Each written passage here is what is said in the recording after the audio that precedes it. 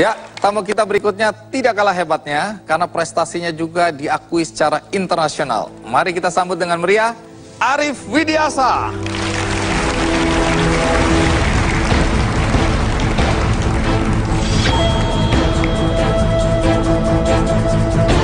Wow, dikawal.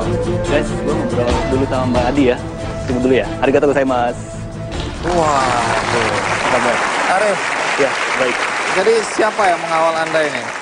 Ini teman-teman dari Jepang, dari sejarah zaman dulu. Ada Oda Nobunaga dan Date Masamune. Wah, siapa itu mereka?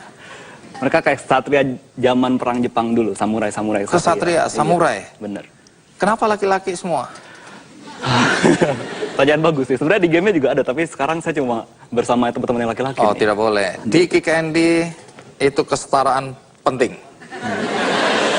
Tidak boleh ada diskriminasi. Karena itu saya akan panggilkan samurai perempuan yang saya sebut Samurai Wati. Nah, mari kita panggil Samurai Wati kita. Iya. Ini andalan saya juga. Siapa? Arigatou gozaimasu. Cih.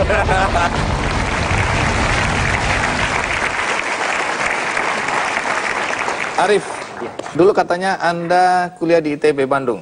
Iya, Jurusan apa? informatika. Katanya Teknik drop out ya. informatika. Memilih untuk drop out sih. Sekarang apa pekerjaanmu? Game developer, Jabatanmu? CEO. Punya perusahaan Kebetulan, sendiri? Iya.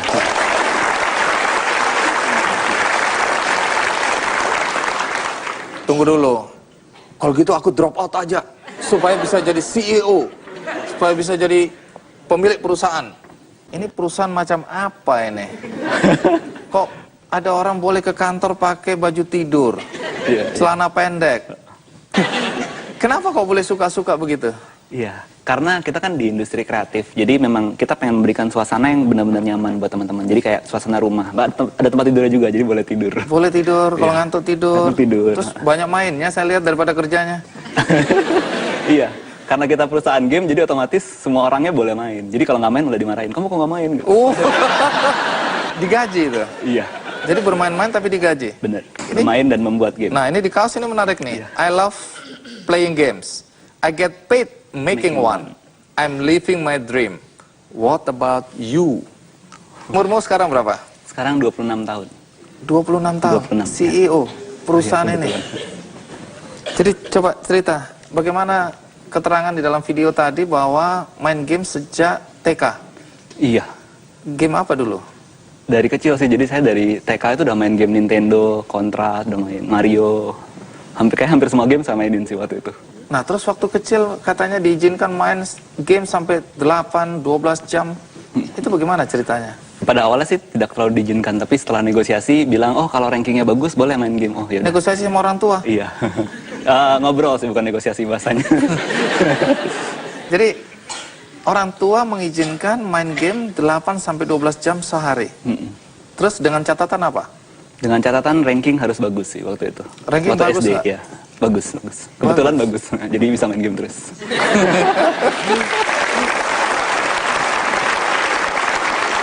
Iya, memang agak kontradiksi ya. Iya.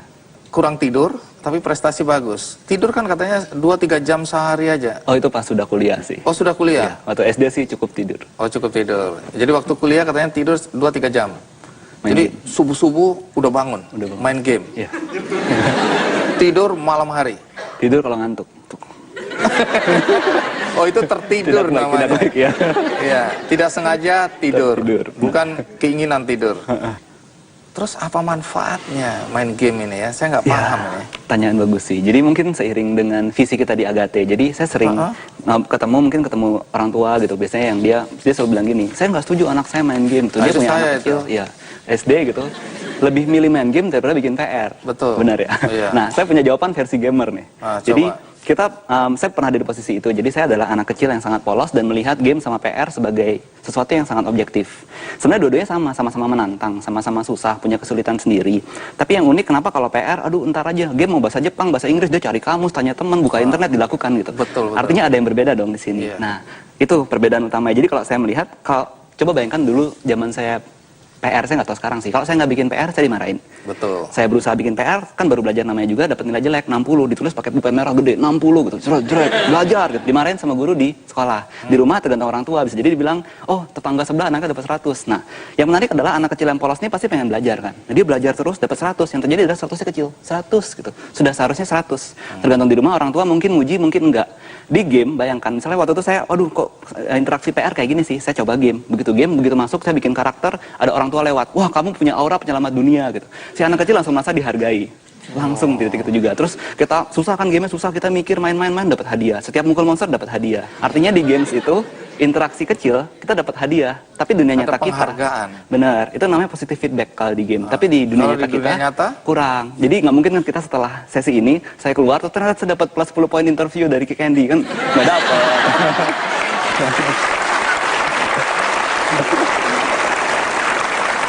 Jadi ada penghargaan di situ, ada eksistensi di situ ya. Ada positif rasa dihargai dan ada positif feedback namanya. Itu hal positif yang Arif dapat dari game.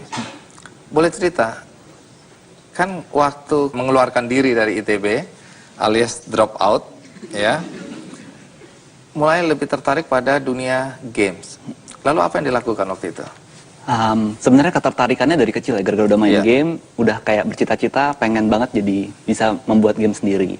Jadi kebetulan waktu di ITB itu, saya ketemu teman-teman yang punya mimpi yang sama sih, pengen bikin game bareng. Jadi sejak itu, waktu itu kalau nggak salah semester 4 deh waktu kuliah, kita mulai bikin game bareng. 20 berarti. 20? Iya. Kita mulai bikin game bareng. Saya umur 40 belum tahu mau kemana. Sementara kamu 20 tahun sudah tahu apa yang kamu mau lakukan ya. Baik. Ya, jadi ngumpul-ngumpul waktu itu bikin game bareng. Nah, waktu itu kan karena masih kuliah, jadi fokusnya memang cuma bikin game buat iseng-iseng aja. Terus kapan persisnya mulai membentuk perusahaan? Turning point-nya sebenarnya waktu itu 1 April 2009, deklarasi berdirinya. Alasannya sebenarnya kenapa memilih tanggal itu, sebenarnya waktu itu juga kita dari awal udah pengen di game industry. Dan waktu itu kita foundernya banyak, 18 orang. Nah, kita bingung kan gimana caranya masuk ke game industry, which is waktu itu perusahaannya juga sedikit. Jadi karena nggak ada yang bisa terima bedol dari 18 orang, ya akhirnya kita bikin sendiri satu. Dan kenapa jadi 1 April waktu itu, karena 1 April itu kan April Mop. Ya, jadi karena visi awal perusahaan kami adalah dari awal kita pengen membahagiakan dunia. Jadi kalau 1 April semua orang bahagia dan merayakan ulang tahun kita. Oke. Tapi boleh tahu modalnya berapa waktu itu? Nah, waktu itu modal mahasiswa. Jadi karena benar-benar nggak ada modal, jadi kita patungan rame-rame untuk bisa ngontrak rumah, beli meja. Itu sekitaran 100-an patungan, 18 orang. Oke. Sebelum kita lanjutkan, tentu kita ingin tahu juga sebenarnya bagaimana Arif dan teman-teman menjadikan games sebagai upaya untuk mengumpulkan pundi-pundi uang mereka. Ikuti terus Ki Candy.